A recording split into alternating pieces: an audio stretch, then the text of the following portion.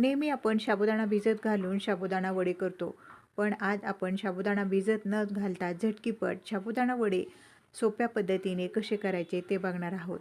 तुम्ही एकदा जर या पद्धतीने साबुदाणा वडे केले ना, नेहमी तुम्ही याच पद्धतीने वडे कराल. तुम्ही बघा, वडे किती टम्म असे फुगलेले आहेत आणि वरून कुरकुरीत आतून मऊसूद आपले हे साबुदाणा वडे तयार झाले आहेत. आषाढी एकादशी विशेष मस्त असे साबुदाणा वडे झटकीपट कसे करायचे ते बघूया. नमस्कार, माझ्या स्वयंपाकघरात तुमचं खूप खूप मनापासून स्वागत. गॅसवर कढई गरम करण्यासाठी ठेवली, त्यामध्ये पाव किलो साबुदाणा घालून घेतला. आपल्याला हा साबुदाणा थोडासा भाजून घ्यायचा आहे. असा साबुदाणा थोडा भाजून घेतला ना, चांगला बारीक पण होतो आणि आपले साबुदाणा वडे आहेत ते एकदम खमंग आणि चवदार होतात. साबुदाणा थोडा भाजून घेतला, गार करून घेतला, मिक्सरच्या मोठ्या भांड्यामध्ये घालून घ्यायचा आणि याचं बारीक असं आपल्याला पीठ करून घ्यायचं आहे. जेवढं बारीक पीठ होईल तेवढं बारीक पीठ करून घ्यायचं. आपलं हे साबुदाण्याचं पीठ बघा तयार झालं आहे. तुमचं पीठ मोठं असेल तर तुम्ही चाळणीने चाळून घ्या. पाव किलो साबुदाण्यासाठी मी अर्धा किलो बटाटे शिजवून घेतले आहेत आणि आपल्याला हे बटाटे आहेत ना, असे चांगले बारीक करून घ्यायचे आहेत. तुम्ही खिसणीने पण खिसून घेऊ शकता. बटाटा बघा सगळा चांगला बारीक करून घेतला. आता यामध्ये बारीक केलेला हा साबुदाणा आपण घालून घेऊया. घरामध्ये सुकलेल्या लाल मिरच्या होत्या, त्याचे असे बारीक तुकडे करून घेतले, ते घालून घेतले.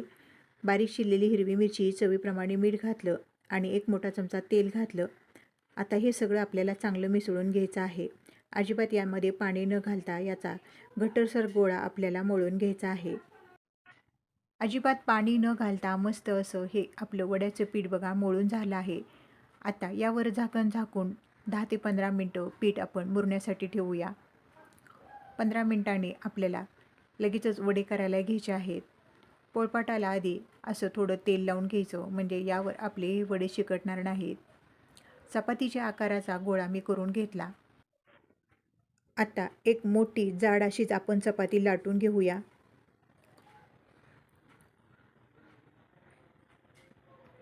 आता ही चपाती लाटून झाली की वाटीने या पुऱ्या आपल्याला करून घ्यायच्या आहेत.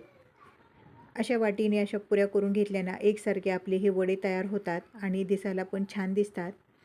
आता झाकणाने पण असं मध्ये गोल करून घेऊया, म्हणजे हे वडे दिसायला पण छान दिसतात आणि आतपर्यंत तळले जातात. म्हणून असे मध्ये पण मी गोल करून घेतले आणि हे जास्तीचं पीठ आहे ते काढून घेतलं. तुम्ही बघा किती मस्त असे हे आपले वडे दिसत आहेत. तेच वडे करण्यापेक्षा असा नवीन पद्धतीने जर वडे केले तर सगळ्यांना आवडतात आणि दिसायला सुद्धा सुंदर दिसतात.